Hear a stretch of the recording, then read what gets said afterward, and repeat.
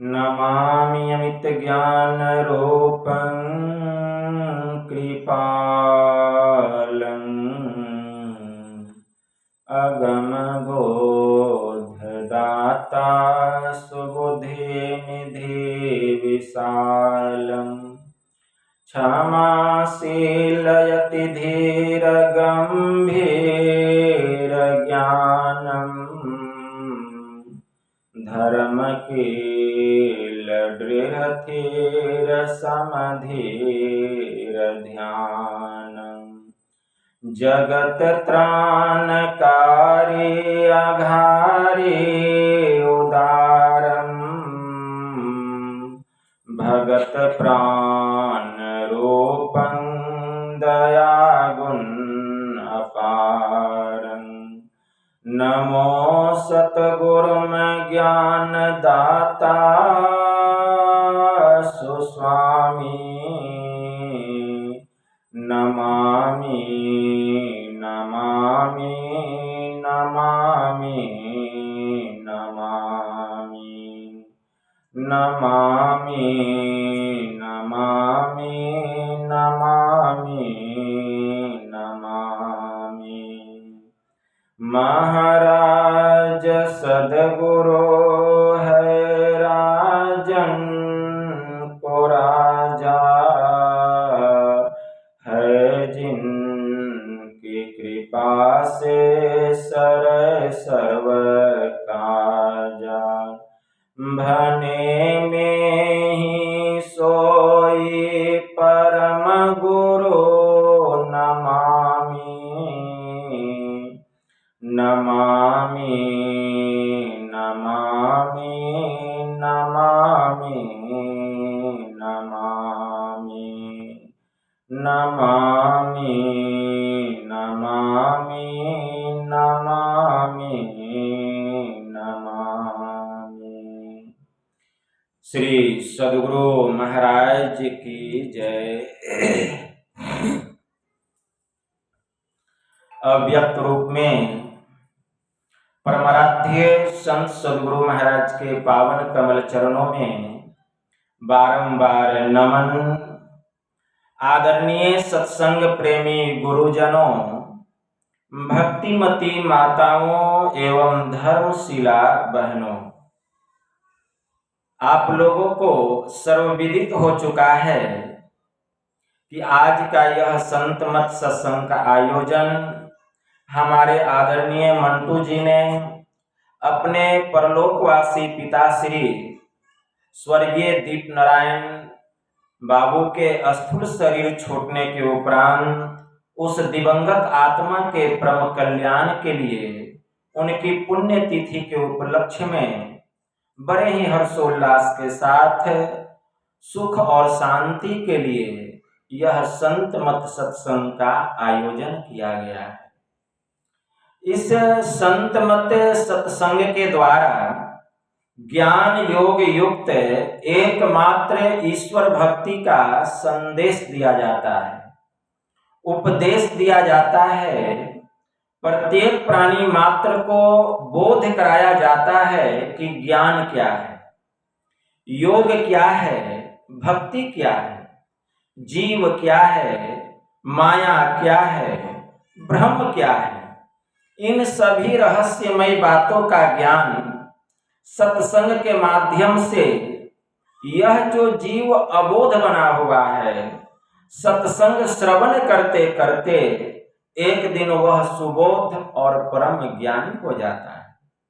यह हम लोगों का परम सौभाग्य है कि हम लोगों को यह सत्संग मिल रहा है, क्योंकि सत्संग बड़े भाग्य से मिलता है, सबको नहीं मिलता है। बड़े भाग पाइए सत्संग, भगवान श्री राम ने कहा। सत्संग बड़े भाग्य से मिलता है। जब जन्म जन्मांतर का किया हुआ पुण्य जब उदय होता है, तब मानव के जीवन में यह सत्संग आता है।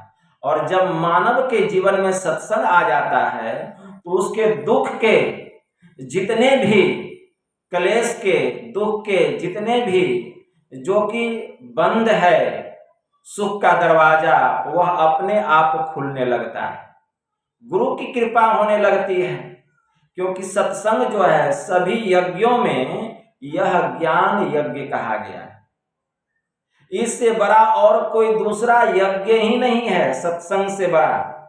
इसीलिए गोस्वामी जी ने लिखा श्री रामचरितमानस में, मुद मंगलमय संत समाजो अजो जग जंगम तीरथ राजो। संतों का जो यह समाज है इसको चलता फिरता तीर्थराज कहा गया है। यह चलता फिरता तीर्थराज है। और यह तीर्थराज कैसा है? तो गोस्वामी जी ने लिखा, जब दीन दयाल राघव साध संगति पाइये, जेहि दरस परस सगमादिक पाप राशि नसाई। कहते हैं जब द्रवही दीन दयाल राघव, जब परमपिता परमात्मा जीव पर बहुत अधिक दया करते हैं, कृपा करते हैं, तब हम लोगों को यह सत्संग मिलता है।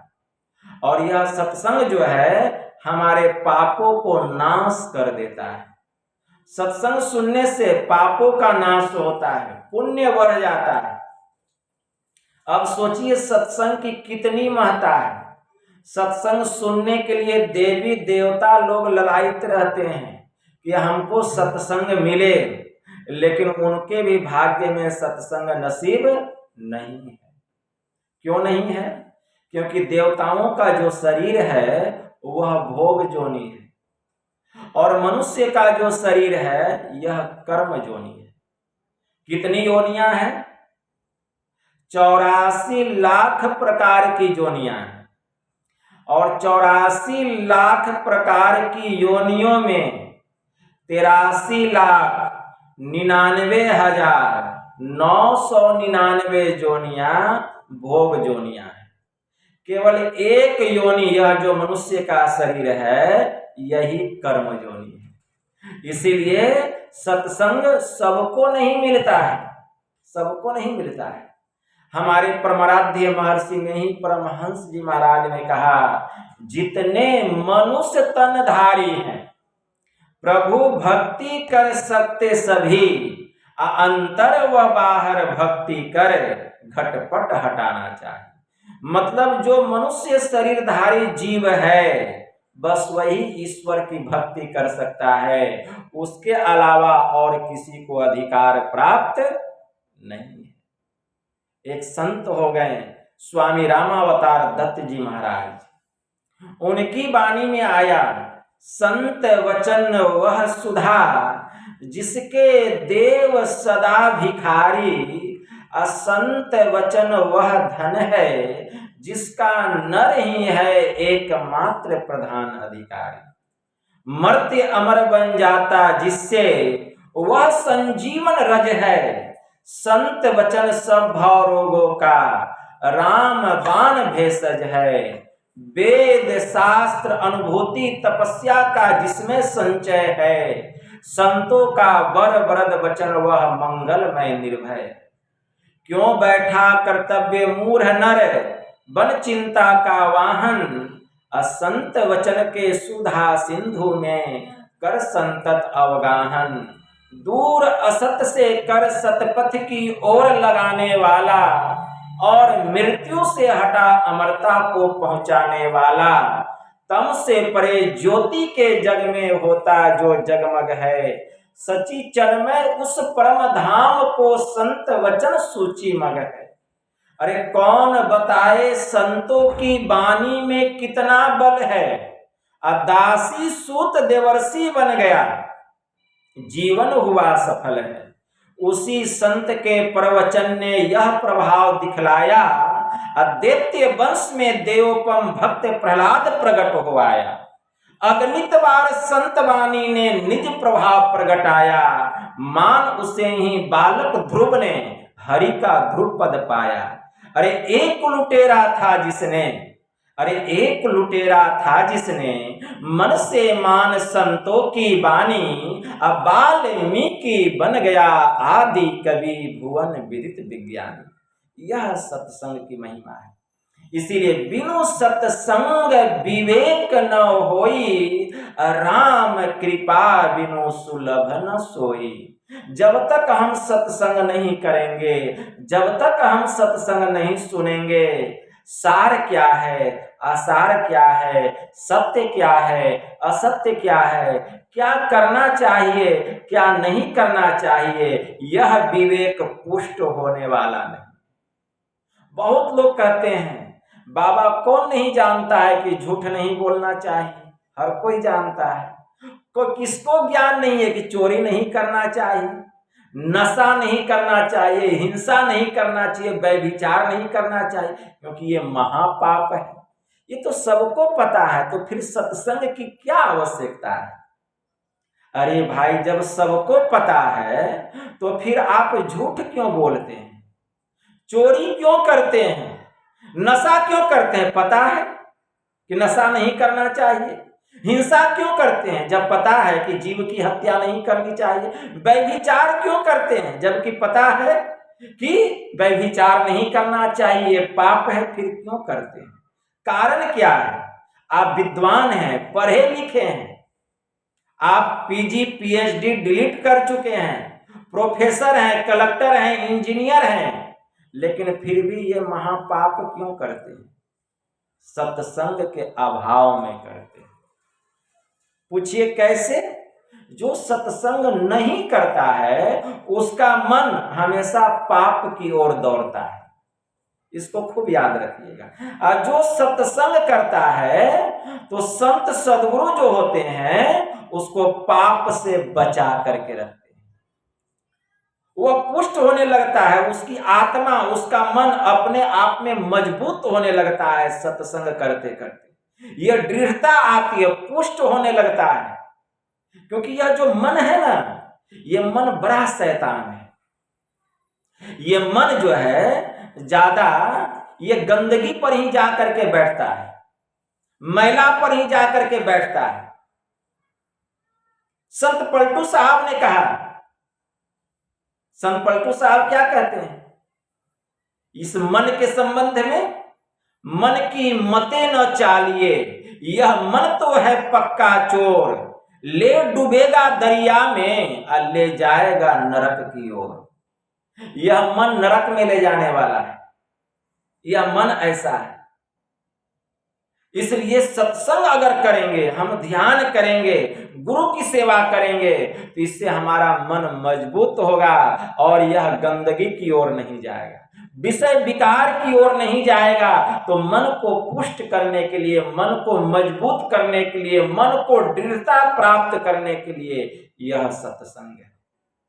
देखिएगा, जिसका ध्यान और सत्संग में मन लगेगा उसके पास आप जाइएगा तो आपको ज्ञान की बात सुनाएंगे। कहा गया है ना कि जैसे का संग करेंगे वैसा ही रंग लगेगा, क्योंकि संग का रंग लगता है। आप शराब नहीं पीते हैं लेकिन शराबी का संग कीजिए, एक दिन आपको शराब पीने की लत लग जाएगी, हिसक लग जाएगी।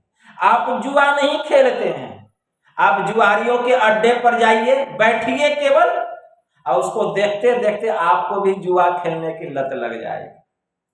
तो क्यों? संग का रंग लगता है। इसीलिए स्वामी दयाल जी महाराज कहते हैं, जैसा संग वैसा रंग। क्यों कहा गया? ज्ञान बढ़े गुणवान के संगति, ध्यान बढ़े तपसी संग किन्हे, मोह बढ़े परिवार के संगति, काम बढ़े त्रिया संग किन्हे, क्रोध बढ़े नरमूर्ख के संगति, लोभ बढ़े धन में चित दिन्हे, ज्ञान विचार विवेक बढ़े कभी दिन सुसज्जन संगति किन्हे। ज्ञान घटे नरमूर्ख के संगति, ध्यान घटे चित विषय भरमाही, तेज घटे पर नारी के संगति, अब बुद्धि घटे बहु भोजन खाए, प्रेम घटे नित ही कुछ मांगत, अब मान घटे नित पर घर जाए, अब कह दयाल सुंदरे मन मूर्ख है, अरे पाप घटे हरि के गुण गाए। अगर हम सत्संग करेंगे तो हमारा पाप घटने लग जाएगा, पुण्य बढ़ने लग जाएगा। इसीलिए जैसा संग वैसा रंग। भगवान महावीर ने क्या कहा? भगवान महावीर ने कहा ब्रह्मचर्य से हीन व्यक्ति कैसा है जानते हो? जैसे कि टूटा हुआ धनुष, जैसे टूटे हुए धनुष पर बाण नहीं चढ़ाया जा सकता, उसी प्रकार ब्रह्मचर्य से हीन जिसका जीवन है उस पर सुरत रूपी बाण टिक नहीं सकती, निशाना कहां से लगेगा? आत्मशोधक पुरुषों के लिए शरीर का श्रृंगार, स्त्री पुरुषों का संसर्ग, पौष्टिक स्वादिष्ट भोजन, ये सब तालपुट विष के समान महान व्यंकर है।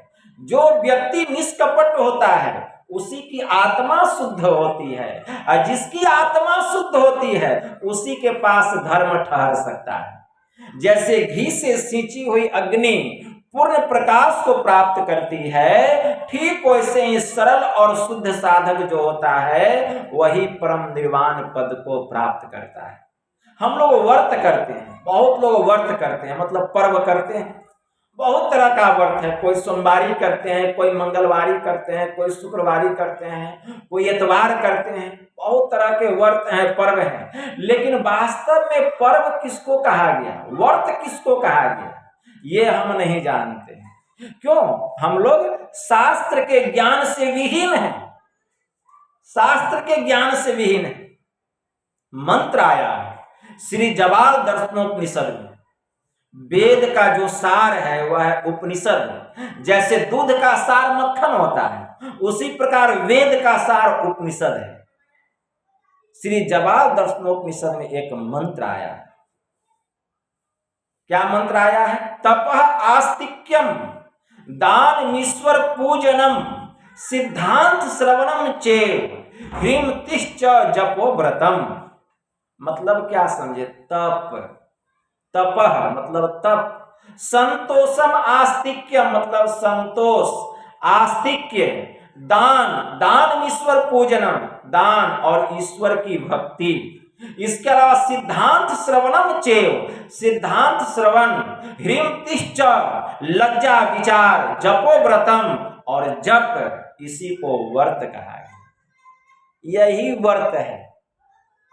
अगर आपके पास संतोष है, अगर आप तप करते हैं मतलब ध्यान करते हैं, आस्तिक आप अनासक्त हैं, आसक्ति रख करके कोई काम नहीं करते हैं, आप दान करते हैं, दान ईश्वर पूजनम आप ईश्वर की भक्ति करते हैं, नित्य प्रतिदिन ध्यान सत्संग करते हैं, सिद्धांत श्रवणम आप संत मत के सिद्धांत को जानते हैं, आपके अंदर में लज्जा है, अगर आपके अंदर में विवेक है, आप मनोयोग पूर्वक गुरु मंत्र का जप करते हैं, जपो व्रतम, यही तो व्रत है। इससे बड़ा व्रत और कोई दूसरा है ही नहीं। ये कौन कह रहा है? हमारा उपनिषद कह रहा है। इसी को व्रत कहा गया है। वास्तव में यही व्रत है। अभी हम लोग सुन रहे थे श्री रामचरितमानस में लक्ष्मण जी कह रहे हैं गुह निषाद को, इस शरीर के संबंध में कह रहे हैं। हम लोगों का जो यह शरीर है देखने में कितना सुंदर लग रहा है। यह शरीर एक संत हो गए, संत सुंदरदास जी महाराज, उनकी वाणी में बड़ा अच्छा आया है। वे क्या कहते हैं?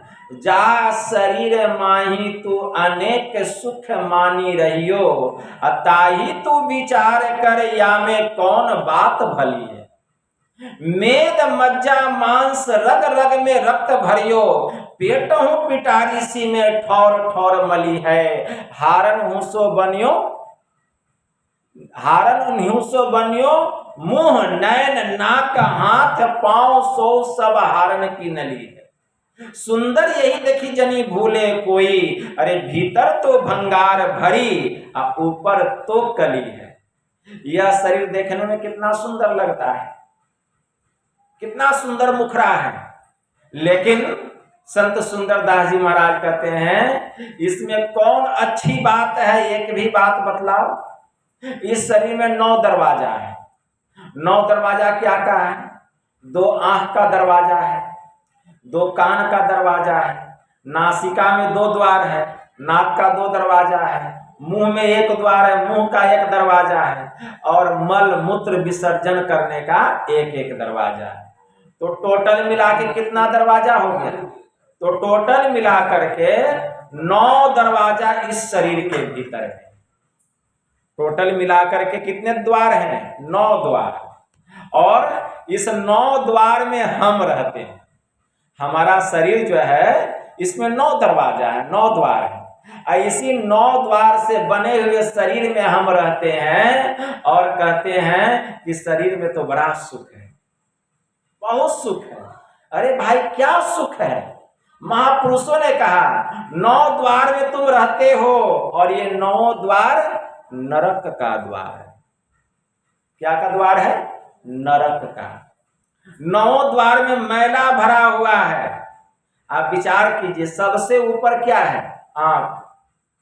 आंख से क्या निकलता है? आंसू। आंख से क्या निकलता है? किच्ची। कहते हैं आंख तो बड़ा खूबसूरत है, लेकिन आंख से निकलता क्या है? अमृत थोड़ी निकलता है। आंख से आंसू निकलता है, आंख से कीची निकलता है। सत्य बात तो यही है। आंख कितना भी सुंदर हो, लेकिन निकलता क्या है? तो इस शरीर को ऊपर से नहीं देखिए, इसके भीतर से भी देखिए कि इसके भीतर में है क्या। तो आंख के भीतर से क्या निकलता है? किच्ची। क्या निकलता है? आंसू। तो क्या है? ये मलिन चीज है। फिर नीचे आइए, कान में 2 दरवाजा। कान से क्या निकलता है? गुज्जू। क्या निकलता है? गुज्जू। उसके नीचे आइए, नासिका का 2 दरवाजा। नाक से क्या निकलता है? नेटा। क्या निकलता है? देखिए, विचार कीजिए। फिर मुंह का 1 द्वार। मुंह से क्या निकलता है? थूक खखार। उसके नीचे आइए, पेशाब पखाना को 2 द्वार। उससे पेशाब पखाना। तो कितना मलिन चीज भरा हुआ है इस शरीर के भीतर में। आप कहते इस शरीर में बड़ा सुख है। अरे शरीर को ऊपर से नहीं देखिए, इसके भीतर में देखिए। ये नरक भरा हुआ है, इसमें मैला भरा हुआ है। और इस नरक कुंड में हम लोग रहते हैं। इसी कुंड में हम लोग रहते हैं।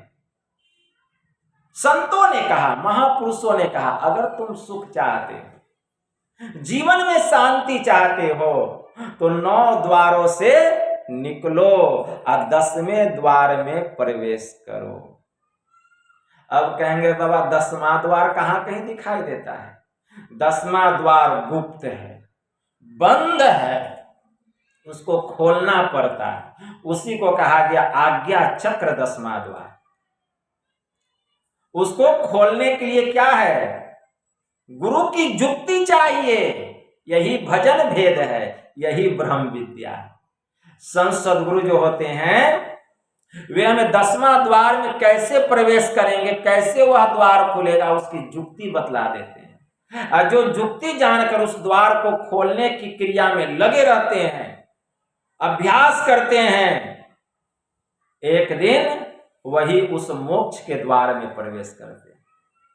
वही मोक्ष के द्वार में प्रवेश करते, उसी को मोक्ष का द्वार कहा गया, उसी को हरि का द्वार कहा गया। लेकिन वह दरवाजा बंद है।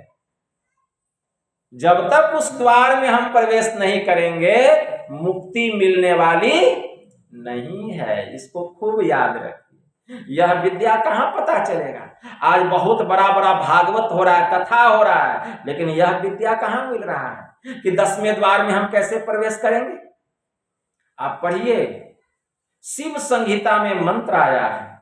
भगवान शिव जी कह रहे हैं, ब्रह्मा जी को कह रहे हैं। क्या कह रहे हैं भगवान शिव? पिंड पातेन या मुक्ति साह मुक्तिर्न तो मन्यते देहे ब्रह्मत्वमयाते जलानम सेन्द्वम यथा अनन्यताम यदा याति तदा मुक्तः सह उच्यते।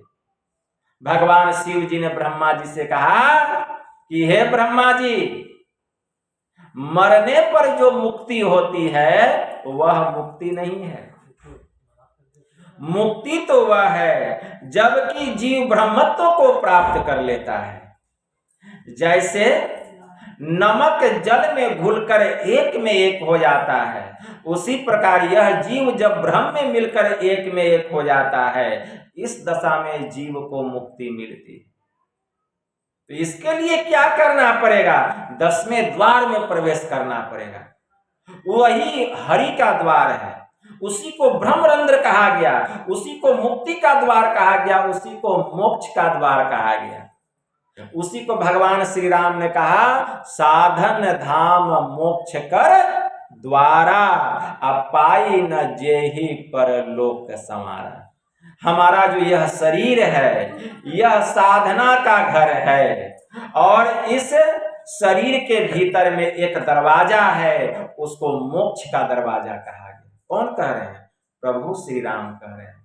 अगर सही बात माना जाए तो हम लोगों को जो यह मनुष्य का शरीर मिला है भक्ति करके उसी द्वार में प्रवेश करने के लिए मिला है और किसी काम के लिए नहीं मिला है। यह मनुष्य शरीर का बस यही एक ही काम है, तुम भक्ति करो, गुरु से जुक्ति जान के और उस मोक्ष के द्वार में प्रवेश कर जाओ। विषय भोग करने के लिए यह शरीर नहीं मिला है, भक्ति करने के लिए। लेकिन हम लोग क्या कर रहे हैं? मनुष्य का शरीर पा करके विषय भोग में डूबे हुए हैं। विषय भोग में मनुष्य का शरीर मिल गया है लेकिन विषय भोग में डूबे हुए। भगवान महायोगेश्वर श्री कृष्ण ने कहा, भगवान कृष्ण क्या कह रहे हैं? भगवान कृष्ण कहते हैं कि खाना मतलब आहार, निद्रा मतलब सोना, भय मतलब डरना, मैथुन मतलब संतान को जन्म देना। आहार निद्रा भय मैथुनश्च सामान्य में तत् पशु नरानाम ज्ञानम नरानाम अधिकम विशेषो अज्ञाने हीनः पशु भी समान। भगवान ने कहा कि खाना पीना सोना डरना, अरे यह चार काम तो पशु पक्षी भी करता है। अगर हम मनुष्य का शरीर पाकर हम भी यही चार काम में लगे हुए हैं तो हम क्या पशु से कम हैं? एक चिड़िया भी अपने बच्चे के लिए घोंसला बनाती है, तो उसी तरह से हम घर मकान बना लिए अपने बाल बच्चे के रहने के लिए। ये घोंसला ही तो बनाए, यह घोंसला ही हो गया। एक चिड़िया भी अपने बच्चे के लिए दाना चुन चुन करके लाती है, हम भी अपने बाल बच्चे के लिए परिश्रम करते हैं कि उसका पालन पोषण हो। एक चिड़िया को भी किसी जीव से डर है, हम लोगों को भी किसी से डर है। चिड़िया भी बच्चे को जन्म देती है, हम लोग भी बच्चे को जन्म देते हैं। तो यही चार काम तो हम कर रहे हैं, इसके अलावा और कहां कुछ कर रहे हैं? तो भगवान ने क्या कहा? आहार निद्रा भय मैथुनश्च सामान्य में तत् पशु नरानाम ज्ञानम नरानाम अधिकम विशेषो ज्ञानेन हीनः पशु भी समान। ज्ञानम नरानाम अधिकम विशेषो, अगर मनुष्य को ज्ञान हो जाए तो मनुष्य पशु से श्रेष्ठ है, और नहीं तो ज्ञान से जो हीन मानव है वह पशु के समान है। हमने जीवन में बहुत कुछ किया, बहुत धन कमाया, बहुत जगह जमीन मकान दुकान सब चीज जमा कर लिया, लेकिन अगर ईश्वर की भक्ति करके उस मोक्ष के द्वार में हमने प्रवेश नहीं किया या उसके लिए अभ्यास नहीं किया तो हमारा यह जीवन व्यर्थ चला गया। भगवान श्री राम ने क्या कहा? देह धरी कर यही फल भाई, अब भजिए राम सब काम बिहाई। हम लोगों को यह जो मनुष्य का शरीर मिला है सभी प्रकार की कामनाओं से मन को हटा करके हमें ईश्वर की भक्ति करनी चाहिए। जो ईश्वर की भक्ति करेगा गुरु से जुक्ति जानकर, उसको सब सुख मिलेगा संसार का। ऐसा नहीं कि संसार का सुख नहीं मिलेगा, संसार का भी सुख होगा, घर परिवार भरा हुआ रहेगा, किसी भी प्रकार की कमी नहीं होगी जो सत्संग करेगा। हमारे गुरु महाराज गोड्डा जिला से सत्संग करके आ रहे थे, रास्ते में एक स्टेशन है पंजवारा स्टेशन, तो वहीं पर गुरु महाराज ठहरे हुए थे। जब ठहरे हुए थे तो उसी समय गुरु महाराज को गेरुआ वस्त्र में देखकर, सन्यासी वेशभूषा में देख करके कुछ लोग गुरु महाराज को घेर लिए चारों तरफ से। और उस समय गुरु महाराज का आयु कम था। गुरु महाराज से पूछते हैं, अच्छा यह बतलाइए कि आप क्या करते हैं? तो गुरु महाराज कहते हैं मैं सत्संग करता हूं। तो वे लोग कहते हैं सत्संग करने से क्या मिलता है? तो गुरु महाराज कहते हैं कि सत्संग करने से सब कुछ मिलता है। तुम यह बतलाओ तुम क्या चाहते हो, तुमको क्या चाहिए? तो वे सब लोग कहते हैं चाहना तो बहुत है, कितना बतलाएं? तो गुरु महाराज कहते हैं कि समेट करके बतलाइए जो मुख्य मुख्य चाहना है। वे लोग चुप हो गए। तो गुरु महाराज कहते हैं कि हम ही बता देते हैं। क्या कहिए? तो गुरु महाराज कहते हैं अच्छा यह बतलाइए, आप लोग चाहते हैं कि नहीं कि आप लोगों को सद्बुद्धि हो जाए? तो कहें कि हाँ चाहते हैं। आप लोग चाहते हैं कि नहीं कि संसार में आपका मान सम्मान हो, यश हो, आपकी प्रसिद्धि हो? कहा कि अवश्य चाहते हैं। फिर गुरु महाराज कहते हैं आप चाहते हैं कि नहीं कि आपके पास धन संपदा का भंडार हो, धन की कमी ना हो, अभाव ना हो? कहा अवश्य चाहते हैं। फिर गुरु महाराज कहते हैं आप चाहते हैं कि नहीं कि आपको मुक्ति मिल जाए, मोक्ष मिल जाए? कहा कि अवश्य चाहते हैं। फिर गुरु महाराज कहते हैं आप चाहते हैं कि नहीं कि आपके अंदर में नम्रता आ जाए, शीलता आ जाए? कहा कि अवश्य चाहते हैं। तो गुरु महाराज कहते हैं सत्संग करने से इन सभी चीजों की प्राप्ति हो जाती है। पढ़िए रामचरितमानस, गोस्वामी जी लिखते हैं जलचर थलचर नभचर नाना, अजे जर चेतन जीव जहाना, मति कीरति गति भूति भलाई, जब जेहि जतन जहां जेहि पाई, सो जानब सत्संग प्रभावो, लो कहूं वेदन आन उपाव। मति मतलब सद्बुद्धि, कीरति संसार में यश, गति मतलब मुक्ति, भूति मतलब धन संपदा, भलाई मतलब नम्रता। इन पांचों चीजों की प्राप्ति जब कहीं जहां कहीं जिस किसी विधि से, जिस किसी भी उपाय से, जिस किसी को भी हुआ है वह सत्संग के प्रभाव से हुआ जानना चाहिए। यह सत्संग की महिमा है। हमारे मनोहर बाबू थे, भागलपुर जिला के रहने वाले, चुनियारी टोला के पास रहते थे। बेचारे बहुत निर्धन, बहुत गरीब, एगो झोपड़ी खोपड़ी था टूटा हुआ, लेकिन एक नंबर सत्संगी थे। नित्य प्रतिदिन सत्संग जाते थे और गुरु महाराज से प्रार्थना करते थे कि पता नहीं हमारी दरिद्रता कब दूर होगी, हमारी निर्धनता कब दूर होगी। गुरु महाराज तो सबको जानते हैं। तो एक दिन गुरु महाराज मनोहर बाबू को अपने पास बुलाते हैं और कहते हैं मनोहर बाबू हमको कटहल खाने की इच्छा है, इसीलिए आप मेरे लिए कटहल लेते आइएगा। मनोहर बाबू कहें जी हुजूर ठीक है। अब आ गए, घर आते हैं मनोहर बाबू। अब महीना जो था यही ठंड का महीना, और ठंड में कटहल कहां से आएगा? ठंड में कटहल कहां से आएगा? पूरा मंडी छान लिए, कहीं कटहल नहीं मिला, कहीं भी कटहल। सब कहते अरे भाई भी कटहल का महीना है, कहीं कटहल मिलेगा? कहीं भी कटहल नहीं मिलेगा। तब मनोहर बाबू के मन में हुआ कि गुरु महाराज जब कहें कटहल लाने के लिए तो कहीं ना कहीं जरूर मिल जाएगा। वे अपना बेटा को बुलाते हैं और कहते हैं तुम कलकत्ता चले जाओ, सुनते हैं कि वहां बरमसिया कटहल मिलता है। तो अपना बेटा को कलकत्ता भेजे कटहल लाने के लिए। बेटा भी घूम फिर करके आ गया, कहीं कटहल नहीं मिला। अब मनोहर बाबू तो चिंतित हो गए, गुरु महाराज का आदेश है कटहल लाने के लिए और कटहल कहीं मिल नहीं रहा है। अब सोचने लगे कि गुरु महाराज को क्या हम कहेंगे। तो फिर मन में हुआ कि एक बार हम अपने से चलते हैं, फिर बाजार जा करके देखते हैं। फिर बाजार घूम रहे, कटहल मिले तब तो। घूमते घूमते शाम हो गई, वो वापस लौटने लगे।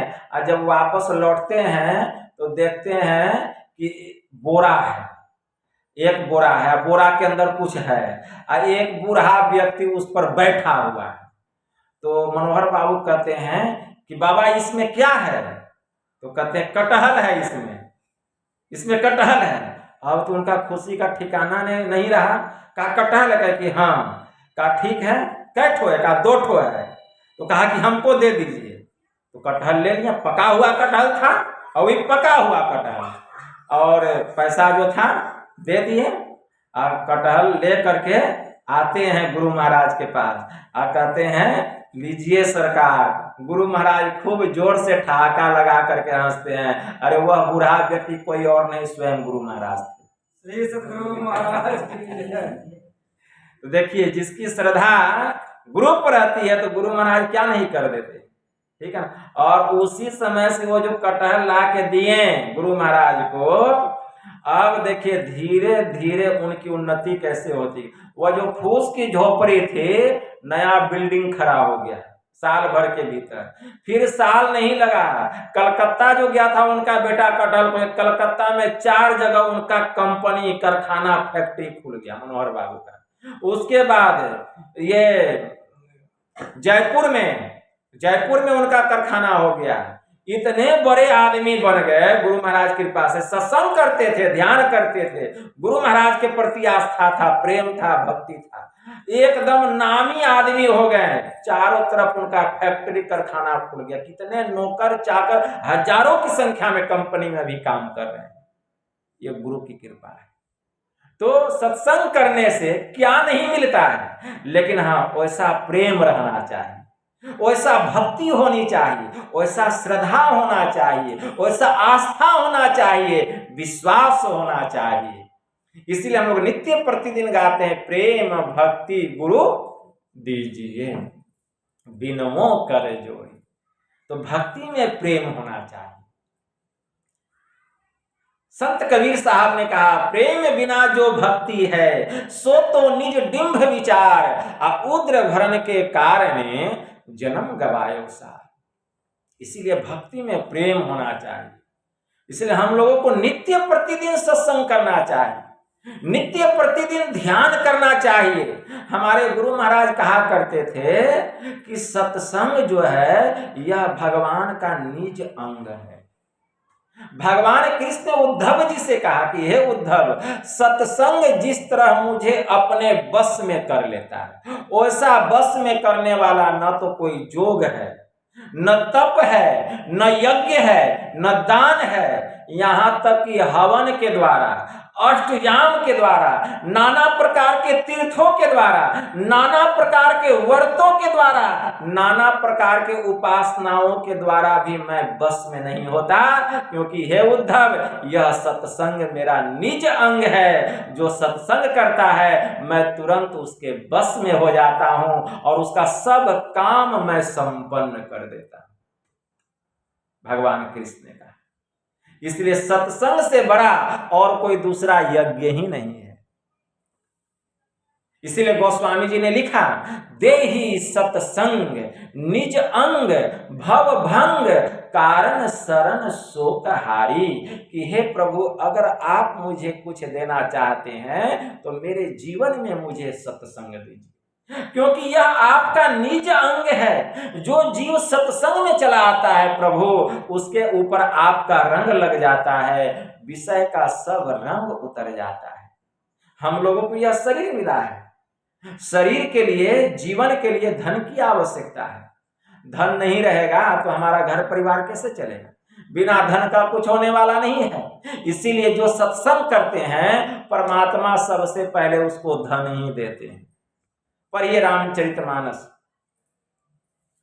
गोस्वामी जी ने क्या लिखा मानस में? गोस्वामी जी लिखते हैं कि सत्संग करने से 4 चीज की प्राप्ति होती है। सुनी समुझहि जन मुदित मन, मज्जहि अति अनुराग, अलहि चारि फल अछत तनु, असाधु समाजु प्रयाग। जो सत्संग में आकर संत महापुरुषों के उपदेशों को आनंद चित मन से, मुदित मन से, प्रसन्न चित मन से सुनते हैं, मानो इससे वे चारों फल को प्राप्त कर लेते हैं। सबसे पहले क्या कहा? अर्थ। दूसरा धर्म, अर्थ धर्म काम। तीसरा और चौथा मोक्ष, ये चारों फल की प्राप्ति उसको हो जाता। अर्थ का मतलब धन संपदा। सबसे पहले मैं उसको धन देता हूं, क्योंकि धन ही नहीं रहेगा तो धर्म कैसे होगा। कोई भी धर्म का अनुष्ठान कीजिएगा तो धन के अभाव में कैसे होगा। इसीलिए सबसे पहले मैं उसको धन देता हूं। जब धन होगा तब उससे धर्म होगा। लेकिन किसी को धन परमात्मा दे दिए, लेकिन धन को वह धर्म में नहीं लगाया, तब क्या होगा ये भी सुन लीजिए। आपको परमात्मा ने धन दिया, तो धन परमात्मा ने क्यों दिया हमको? धर्म में लगाने के लिए। जो धन धर्म में नहीं लगा, बिना धर्म में लगाए उस धन का अगर हम भोग किए तो वह धन अपवित्र धन कहलाता है। वह धन अपवित्र धन कहलाता है। एक दिन उस धन का नाश हो जाए, भगवान ने कहा। इसलिए मैं धन देता हूं, किस लिए? धर्म में लगाने के लिए। अगर परमात्मा ने हमको 1 लाख रुपया दिया तो हमको होना चाहिए कम से कम 1000 रुपया हम धर्म में लगा दें। तो मेरे पास जो 99,000 रुपया बच गया वह 99,000 शुद्ध हो गया। कैसे?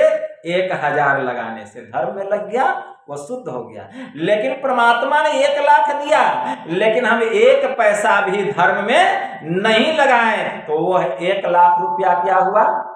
अशुद्ध हो गया, और एक दिन वह लाखों का नाश हो जाएगा, नाश हो जाएगा। इसलिए परमात्मा ने हमें धन दिया, किस लिए? धर्म में लगाने के लिए। ये तो एक बात हो गई। दूसरा बात, अगर जो व्यक्ति धन को धर्म में नहीं लगाता है तो धन के प्रति उसके मन में आसक्ति बढ़ जाती है। आसक्ति का मतलब उसके प्रति चाहना बढ़ जाती है। प्रेम जो है बढ़ जाता है धन से उसका, वो उसको छोड़ना नहीं चाहता है। जैसे कोई कंजूस व्यक्ति जो होता है वह धन को क्या करता है? जमीन में गाड़ करके रखता है। उसी प्रकार धन को वह बांध करके कोठे में रखता है। आसक्ति बढ़ जाती है, और जब आसक्ति बढ़ती है तो क्या होता है? उसका लोभ बढ़ता है। लोभ क्या होता है? बढ़ जाता है। और जब लोभ आता है तब क्या होता है? पतन होता है जीव का। इसीलिए अगर हम धन को धर्म में नहीं लगाएंगे तो धन से आसक्ति होगी, और आसक्ति इतना होगी कि हम धन को संचय करने में ही अपना जीवन बर्बाद कर देंगे। न तो धन को हम भोगें और न कोई और भोगा, बल्कि एक दिन धन ही हमको भोग लेगा। मतलब जैसे शराबी जो है शराब को नहीं भोगता, बल्कि शराब ही शराबी को भोग लेता है। मतलब शराबी शराब को नहीं पीता है, शराब ही एक दिन शराबी को पी जाता है। उसी प्रकार धन को हम नहीं भोगेंगे, एक दिन धन ही हमको भोग लेगा, जो धन धर्म में नहीं लगेगा। इसलिए कहा गया धन की गति 3, उत्तम गति दान, मध्यम गति भोग और अंतिम गति नाश। जो धन दान में नहीं लगा तो क्या करेंगे? हम भोग करेंगे। लेकिन जो धन को हम भोग भी नहीं करेंगे, न धन का हम दान किए न भोग किए, तो अंत में उसका नाश हो जाएगा। इसीलिए परमात्मा सबसे पहले हमें धन देते हैं, और उसके बाद धन तो दिए तो 4 चीज की प्राप्ति होती है। धन, धर्म, काम और मोक्ष। तो धन हुआ तो धन किस लिए दिए परमात्मा हमको? इसका कुछ अंश तुम धर्म में लगाओ ताकि यह धन पवित्र हो जाए। इसलिए अगर हमारे पास धन आए ईश्वर की कृपा से, गुरु की कृपा से, तो हमें शुभ कर्मों में उसको लगाना चाहिए। कोई अनुष्ठान करना चाहिए, जैसे सत्संग कराना चाहिए, कहीं भंडारा हो रहा है भंडारा करना चाहिए, कहीं सत्संग भवन बन रहा है या साधकों का भंडारा हो रहा है या कोई बहुत बड़ा भव्य आयोजन हो रहा है, तो उस धन में से कुछ अंश दान में लगाना चाहिए। और ऐसे जगह लगाना चाहिए कि वहां वह धन सार्थक हो जाए। क्योंकि आजकल मांगने वाले की भी कमी नहीं है। कोई भेष बदल बदल के मांगने आते हैं, वहां मठ बन रहा है, वहां मंदिर बन रहा है, वहां भंडारा हो रहा है, बहुत लोग मांगने आते हैं, लेकिन हो रहा है कुछ नहीं, हो रहा है कुछ नहीं। इसलिए सोच समझ करके दान भी करना चाहिए कि जो दान हम कर रहे हैं वह दान हमारा सार्थक हो जाए। तो इसीलिए परमात्मा सबसे पहले हमें धन दिए। धन को किस लिए दिए? धर्म में लगा करके भोग करने के लिए। तो हमारा धर्म भी हो गया। तो धन हुआ तो धन से क्या हुआ? धर्म हुआ। आज धर्म से क्या होगा? जो धन धर्म में लगेगा तो धन तो मेरे पास रहेगा, लेकिन उस धन से हमारे अंदर में आसक्ति नहीं होगी। मतलब लट्ठा नहीं लगा रहेगा। करोड़ों करोड़ धन परमात्मा देंगे और हम दान करते जा रहे हैं, शुभ कर्म में लगाते जा रहे हैं धर्म में। अब करोड़ों करोड़ धन बरस रहा है, लेकिन बाबा कहेंगे वह धन तो बहुत है, धन में आसक्ति नहीं है, उसको आसक्ति नहीं है। धन है जो जरूरत है उसमें यूज हो, बच्चे का पढ़ाई में और भी कोई काम में, और भी जो जो काम है, जो जो जरूरी काम है, उस काम में धन खर्च हो रहा है। क्योंकि धन तो खर्च के लिए ना होता है, संचय के लिए थोड़ी होता है, धन खर्च के लिए होता है। तो पर जैसे जैसे आपकी जरूरत बढ़ते चली जाएगी, उस मात्रा में परमात्मा आपको धन देते चले जाएंगे। कितना खर्च कीजिएगा, खर्च करते जाइएगा, लेकिन धन घटने वाला नहीं है और आपको धन से भी आसक्ति होने वाली नहीं है। कब यह भाव होगा? जब आपका धन धर्म में लगेगा, धर्म में लगेगा। इसीलिए धन हुआ तो धर्म हुआ, और जब धर्म होगा तब क्या होगा? तो गोस्वामी जी ने बड़ा उत्तम चौपाई लिखा है, धर्म ते वीरति योग ते ज्ञाना अज्ञान मोक्ष प्रद वेद बखाना। जब धन होगा तो धर्म होगा, और जब धर्म होगा तो आपके मन में वैराग्य होगा। क्यों? स्वाभाविक है कि धर्म का काम करेंगे, आप सत्संग कराएंगे, ध्यान कराएंगे, तो सत्संग करते करते, ध्यान करते करते आपका मन किधर मुड़ेगा? संसार की ओर कि परमार्थ की ओर? तो कहेंगे हमारा मन परमार्थ की ओर मुड़ेगा, हमारा मन परमात्मा की ओर मुड़ेगा, हमारा मन ईश्वर की ओर मुड़ेगा। तब हमसे सुंदर सुंदर काम होंगे, मतलब पाप नहीं होगा, हमारे अंदर विवेक आ जाएगा, शुभ शुभ कर्म होगा।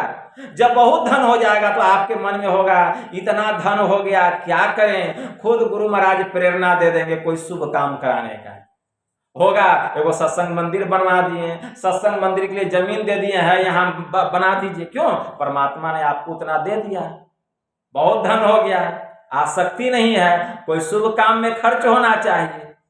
इतना संपत्ति हो जाएगा आपके पास में कि देते देते आप थक जाइएगा, लेकिन धन बढ़ते बढ़ते नहीं थकेगा। आप देते देते थक जाइएगा, लेकिन धन बढ़ते बढ़ते नहीं थकेगा। ये हुआ, और आपके अंदर में विरक्ति आएगी, वैराग्य आएगा, धन के प्रति आसक्ति नहीं रहेगी, अनासक्ति रहेगी, मतलब लट्ठा नहीं रहेगा। जैसे खीरा होता है ना, ऊपर से सलगा, भीतर से 3 फांक। ऊपर से लगेगा आपको कि आप सब परिवार के साथ में हैं, लेकिन आपका मन जानता है कि बाबा कोई नहीं है, एक दिन सब छूट जाएगा। क्यों? सत्संग सुनते सुनते ज्ञान हो गया। आप ध्यान कीजिएगा, सत्संग कीजिएगा, घंटों घंटा साधना में बैठे रहिएगा। क्यों? आपका मन पवित्र हो गया। आपके मन में जितना बुराई था वह सब आपको छोड़ के भाग गया। आपको बुरा काम छोड़ने की जरूरत नहीं है, बल्कि बुराई ही आपको छोड़ के भाग जाएगा। जैसे जब आग जलती है, ठीक है ना, और आग के पास केवल आप चले जाइए, क्या करता है? आपकी गर्मी को भगा देता है।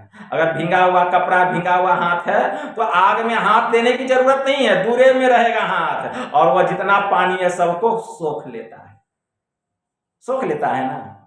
ठीक उसी प्रकार जैसे जैसे आपके अंदर में वैराग्य आएगा, आपकी भक्ति बढ़ते जाएगी। क्योंकि जब तक वैराग्य नहीं होगा भक्ति नहीं होगी। जब तक राग रहेगा भक्ति होता है नहीं। महोपनिषद में एक मंत्र आया, हमारी महोपनिषद क्या कहती है? भारो विवेकिनः शास्त्रम भारो ज्ञानम च रागिनः अशांतस्य मनोभारो अभारो अनात्मविदो बपुः। अविवेकी के लिए शास्त्र भार है, रागी के लिए ज्ञान भार है, अशांत मनुष्य के लिए मन भार है, और जो आत्मज्ञानी नहीं है उसको तो यह शरीर ही भार है। अविवेकी जो पढ़ा लिखा नहीं है, वेद उपनिषद दे दीजिए, उसको भारी लगेगा। रागी के लिए ज्ञान भार है। कोई रागी है, विषय भोग में लोलुप है, उसको कितना भी ज्ञान की बात बताइए सुनाइए, लेकिन उसको अच्छा नहीं लगेगा। स्वामी रामकृष्ण परमहंस ने एक उपमा दिया है, जैसे सूखी हुई दिया सलाई की कांटी हो तो एक ही बार मसाले पर घसने से भग करके जल उठती है, लेकिन वही दिया सलाई की कांटी अगर भींगी हुई हो तो मसाले पर घसते जाइए, घसते घसते कांटी टूट जाती है लेकिन जलती नहीं। उसी प्रकार विषय वासना हीन मन में एक ही बार उपदेश करने पर उसके भीतर में ज्ञान और भक्ति का उदय होता है, लेकिन विषय वासना लवलीन मन में हजारों बार उपदेश करने पर भी उसके ऊपर कोई प्रभाव नहीं पड़ता है।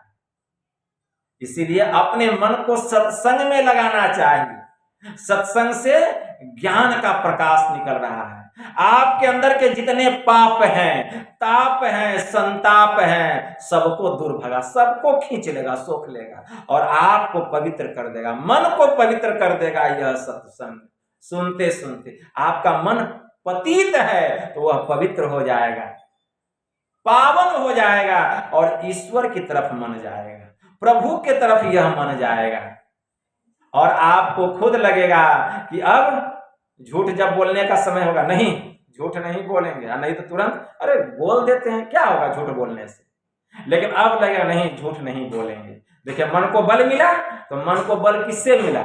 सत्संग से मिला। चोरी करते थे, नहीं चोरी नहीं करेंगे, कैसे बल मिला? सत्संग सुनते सुनते। नशा करते थे तो नहीं अब नशा नहीं करेंगे। मांस मछली नहीं खाएंगे, बहुत लोग खाते थे मांस मछली, छोड़ दिए, कैसे बल मिला? किससे बल मिला? सत्संग सुनते सुनते। और जो नहीं सुनता है खूब खाओ, अरे 4 दिन का जिंदगी है, कब मर जाएंगे कौन देखा है, खा पी के मरो। यह क्यों हो रहा है? सत्संग के अभाव में हो रहा है, ज्ञान के अभाव में हो रहा है। वह भी इस ज्ञान से जुड़ जाएगा। देखिए अंगुलीमाल डाकू था, रत्नाकर वाल्मीकि बन गया, अंगुलीमाल अहिंसक बन गया, कैसे? सत्संग के प्रभाव से। इसीलिए दासी के नारद, हिरणी के श्रृंगी ऋषि, अंडा से वृंदा सुखदेव जी का हाथ है, गागरी से कुंभज, रेणुका से परशुराम, कुलहंडू से वाल्मीकि महिमा लखात है, मत्स्य गंधा से व्यास, गणिका से वशिष्ठ मुनि, क्षुद्रानी से भारद्वाज ब्राह्मण पद पात है, कहे कवि केशवदास, अरे कहाँ लो करो बखान, सत्संग के प्रभाव से सब शिरोमणि का हाथ है। ये सत्संग की। इसीलिए सत्संग करना चाहिए, ध्यान करना चाहिए। जिस घर में सत्संग होता है उस घर में भूत बैताल का वास नहीं होता है। जिस घर में सत्संग होता है उस घर में दरिद्रता नहीं आती है। जिस घर में ध्यान होता है, सत्संग होता है, उस घर में किसी भी प्रकार का हवा पानी अगर काम कोई रुका हुआ है वो स्वतः अपने आप खुलने लगता है। लेकिन हाँ, सत्संग करेंगे तब। हम दीक्षा ले लिए हैं, भजन भेद ले लिए हैं, लेकिन न ध्यान करते हैं न सत्संग करते हैं। कभी मन किया तो किए और नहीं मन किया तो नहीं किए, मतलब मन मतंग। ऐसे नहीं, नित्य प्रतिदिन सत्संग करना पड़ेगा। हमारे गुरुदेव ने कहा, नित्य प्रति सत्संग कर ले प्यारा, तेरा कार सरे सारा। जो सत्संग करते हैं उनका सब काम गुरु महाराज करते हैं। इसलिए अगर हम चाहते हैं कि मुक्ति मिल जाए, जीव का कल्याण हो जाए, तो यह मुक्ति कैसे मिलेगी? तो यह मुक्ति मरने के बाद नहीं मिलेगी, जीते जी मिलेगी। संत कबीर साहब ने कहा, साधो भाई जीवत ही करो आशा, जीवत समुझे जीवत बूझे, जीवत मुक्ति निवासा, जियत कर्म की फांस न काटी, मुए मुक्ति की आशा, तन छूटे जीव मिलन कहत हो। अरे यह सब झूठी आशा। अबहु मिला है सो तबहु मिलेगा, नहीं तो जमपुर वासा। दूर दूर ढूंढे मन लोभी, मिटे न गर्भ तरासा। साध संत की करे न बंदगी, कटे न कर्म की फांसा। सत गहे सतगुरु को चिन्हे, सत नाम विश्वासा। कहे कबीर साधन हितकारी, अरे हम तो साधन के दासा।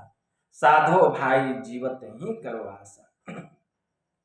तो जीते जी इसके लिए उपाय करना पड़ेगा। वह उपाय क्या है? मोक्ष के द्वार में प्रवेश करो। मोक्ष का द्वार केवल मनुष्य शरीर में है और किसी शरीर में नहीं है यह द्वार, केवल मनुष्य के शरीर में। जितना मनुष्य शरीरधारी जीव है सबके भीतर में वह द्वार है, लेकिन पता नहीं है कि वह द्वार कहाँ है। लेकिन जो गुरु से भजन भेद लिए हैं उनको पता है, वहीं पर ध्यान लगाना पड़ता है। तो हम लोगों को यह मनुष्य का शरीर मिला है भक्ति करने के लिए, उस मोक्ष के द्वार में प्रवेश करने के लिए। लेकिन हम भक्ति को भूल करके भोग में मन को लगा करके रखें, भोग में मन को लगा कर रखें और हम धीरे धीरे मृत्यु के करीब जा रहे हैं। कैसे करीब जा रहे हैं? लोग प्रसन्न हो रहे होंगे अगर किसी के घर में किसी को पुत्र का जन्म हुआ तो माता पिता देखिए कितने खुश होते हैं, बड़े खुश होते हैं माता पिता। क्यों? मेरे घर में बेटा का जन्म हुआ है। लोग छठी सिल्ला मनाते हैं, छठी सिल्ला मनाते हैं, भोज भंडारा करते हैं। और जब बच्चा 1 साल का हुआ अब बर्थडे, आजकल तो बर्थडे मतलब उसको बर्थडे कहिए, ठीक है ना। 2 साल का हुआ दूसरा बर्थडे, 5 साल का हुआ 5वां। खुशी देखिए। लेकिन ये जानिए खुशी की बात नहीं है, दुख की बात है। संतों ने कहा क्या दुख की बात है? जब कोई व्यक्ति संसार में आता है तो विधाता उसका मृत्यु भी निश्चित कर देते हैं। यह जो है 100 साल बहुत हो गया अभी के समय में, 100 साल का आयु दे करके किसी को भेजते हैं, किसी के बच्चे को।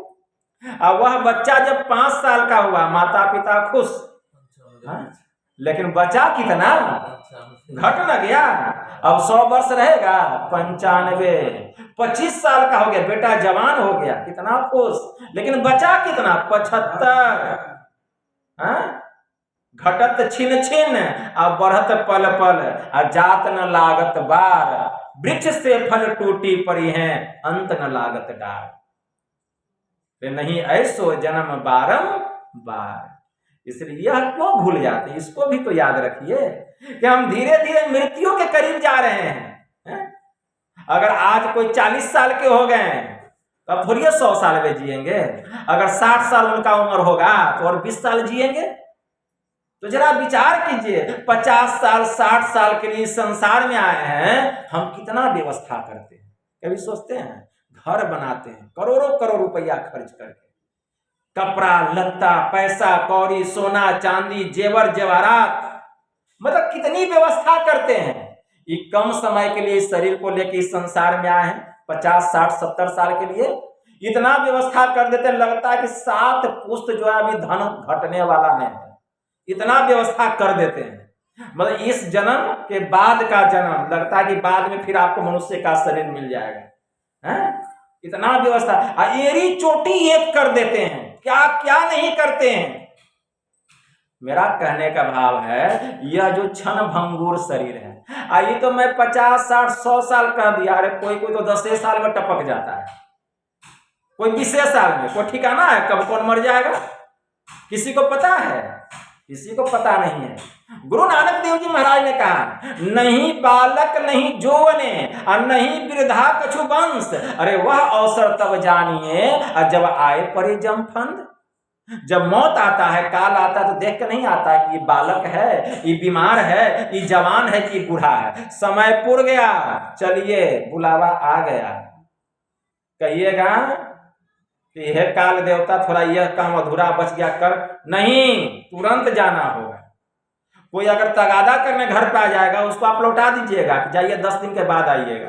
और कहीं काल आ गया तगादा करने, कोई आपको नहीं बचा पाएगा। संत पलटू साहब ने क्या कहा जानते हैं? चोला भया पुराना आज फटे की काल है, आज फटे की काल है, तेहू पे है ललचाना, तीनों पन गए बीत, लेकिन भजन का मर्म न जाना। बाबा आज दीक्षा नहीं लेंगे, कर लेंगे, मतलब बचपना भी बीता, जवानी भी बीता, बूढ़ा हो रहे हैं, लेकिन भजन भेद नहीं लिए हैं, लेंगे लेंगे, मतलब तीनों पन गए बीत, लेकिन भजन का मर्म न जाना, मतलब अभी तक भक्ति करने की युक्ति नहीं जाने। नख सिख भय सफेद, तेहू पे नाही चेते, किए क्या, जोरी जोरी धन धरे, गला औरन का रेते, अब का करी हो यार, जब काल ने किया तगादा। आ गया बुलावा, काल आ गया, बुढ़ाने हुए हैं, जवाने हैं, लेकिन जाना होगा, समय पूरा हो गया। अब का करी हो यार, काल ने किया तगादा, अब चले ना एको जोर, आए जब पहुंचा बादा। चलना होगा, कोई बल लगा लीजिए, काम करने वाला नहीं है। पलटू तेहू पे लेत है, अरे माया मोह जंजाल, इतना जान करके भी मोह माया जंजाल में पड़े हुए हैं। चोला भया पुराना, आज फटे की काल।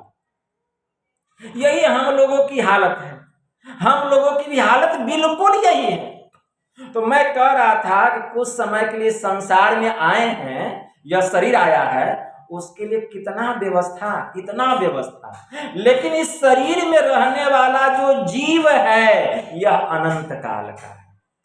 इसके लिए क्या व्यवस्था की है?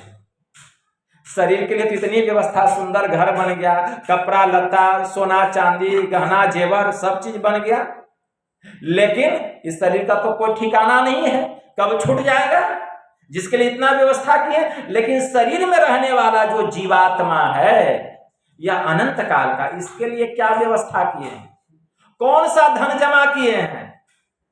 शरीर जब छूटेगा ना तो जीव सीधे नरक में जाएगा, इसलिए इसका भी व्यवस्था यही करना पड़ेगा। क्या? कबीरा वह धन संचिए जो आगे को होए, और गांठ धरे सिर ऊपर जात न देखा कोई। इसीलिए यह जो आत्मा, इसका धन क्या? यही ध्यान, सत्संग, परोपकार, गुरु की सेवा, यही इस जीवात्मा का धन है। जैसे शरीर के लिए अन्न शरीर का भोजन है, सत्संग मन का भोजन है, उसी प्रकार ध्यान आत्मा का भोजन है। इसीलिए तन पवित्र गुरु सेव कर, धन पवित्र कर दान, मन पवित्र हरि भजन कर, तब पावे पद निर्वाण। क्या समझे? तन पवित्र गुरु सेव कर, धन पवित्र कर दान, मन पवित्र हरि भजन कर, तब पावे पद निर्वाण। इस तरह हम संसार में रहें, संत महापुरुष ये नहीं कहते आप घर छोड़ दीजिए, परिवार को छोड़ दीजिए, ये संत महात्मा नहीं कहते। घर परिवार के संग रहिए, बाल बच्चे के साथ रहिए, पति पत्नी के साथ, पत्नी पति के साथ रहे, लेकिन गुरु से युक्ति लेकर के ध्यान सत्संग करते हुए रहिए। तब क्या होगा? आपका यह लोक भी बनेगा और आपका परलोक भी बन जाएगा। ये तो आपके हाथ में है, दोनों बन जाएगा। इसीलिए भगवान शिव जी कह रहे हैं, क्या कह रहे हैं? ब्रह्मा जी से कह रहे हैं, सुसुमनायम यदा योगी क्षणे कंपी तिष्ठति, सुसुमनायम यदा योगी क्षणार्धम्पि तिष्ठति, सुसुमनायम यदा योगी सुनलग्नो लवनाम्बुवत, सुसुमनायम यदा योगी लीयते क्षीर निर्वत, भिद्यते च तदा ग्रंथि छिद्यन्ते सर्व संशया, क्षीयन्ते परमाकाशे ते यान्ति परमाम गतिम।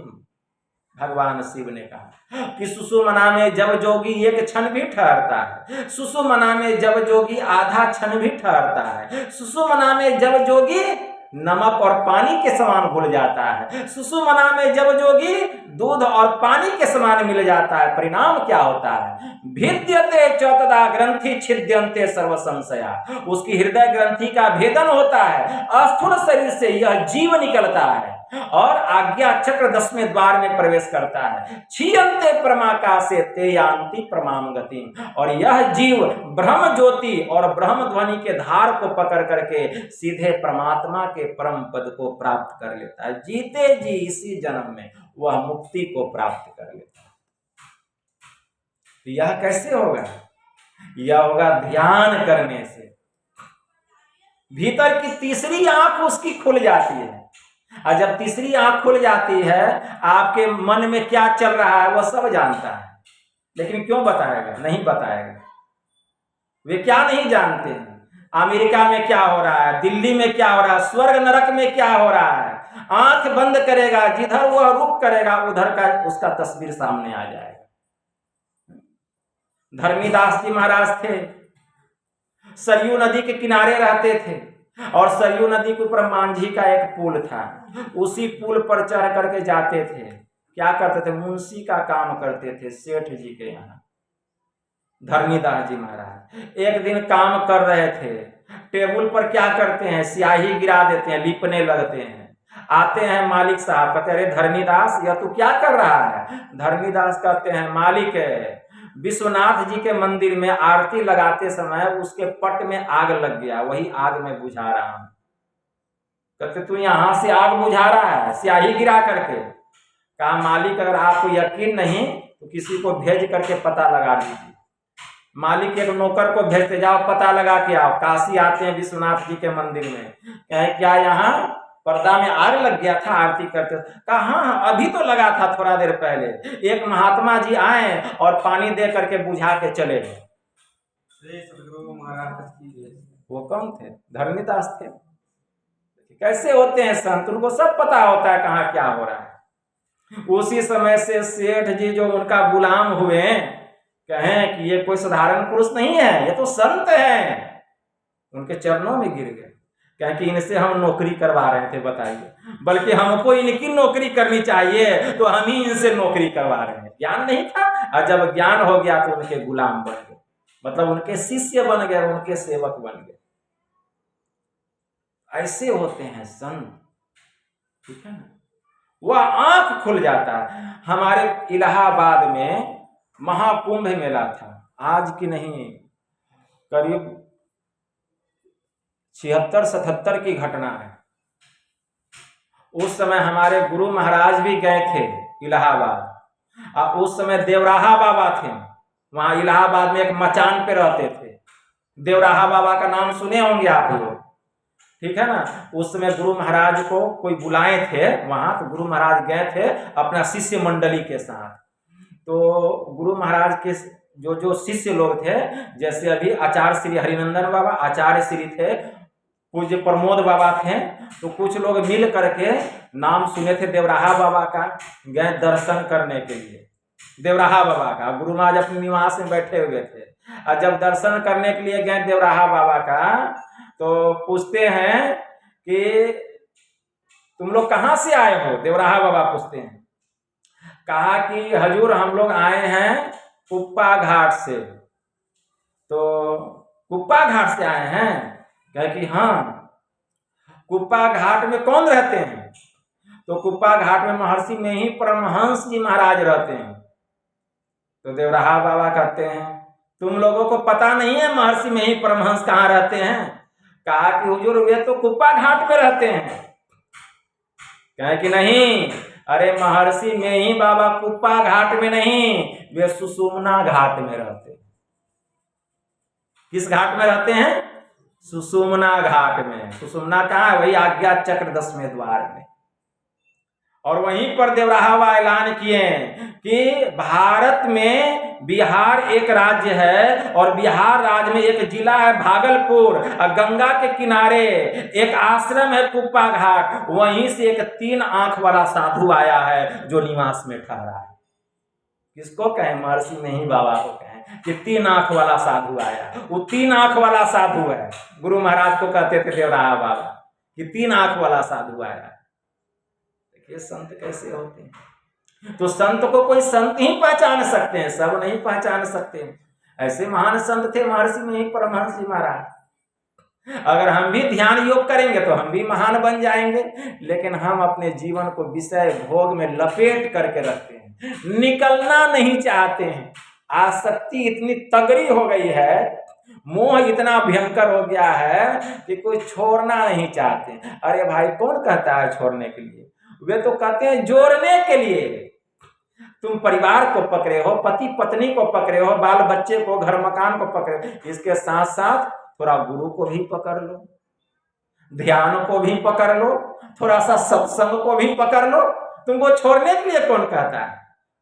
इसको भी तो पकड़ो। जैसे जैसे हम करने लगेंगे अपने सबसे आसक्ति होने लग जाएगी, हम ईश्वर के समीप चलते चले जाएंगे। इसीलिए संत महात्मा ये नहीं कहते तुम छोड़ो, कोई छोड़ने की जरूरत नहीं है, लेकिन जैसे तुम संसार में रह के संसार का सब काम करते हो, उसी तरह ईश्वर का ध्यान सत्संग भी करो, गुरु से जुक्ति जान के करो।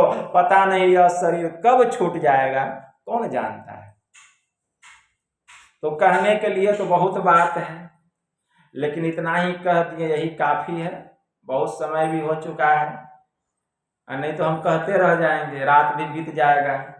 तो यही थोड़ा सा आप लोगों की सेवा में कहा, बस इतना ही कहकर मैं अपनी वाणी को यहीं विराम देता हूँ।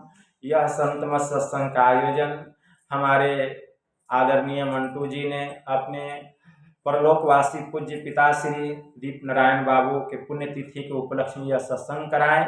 मैं गुरु महाराज से प्रार्थना करता हूँ कि हे परमपिता परमात्मा, ऐसे पवित्र आत्मा को आप अपने शरण में शरणागत करें और पुनः उनको मनुष्य का शरीर प्रदान करें कि जहाँ से उनकी भक्ति छूटी हुई है पुनः वहाँ से भी अपनी भक्ति प्रारंभ करें।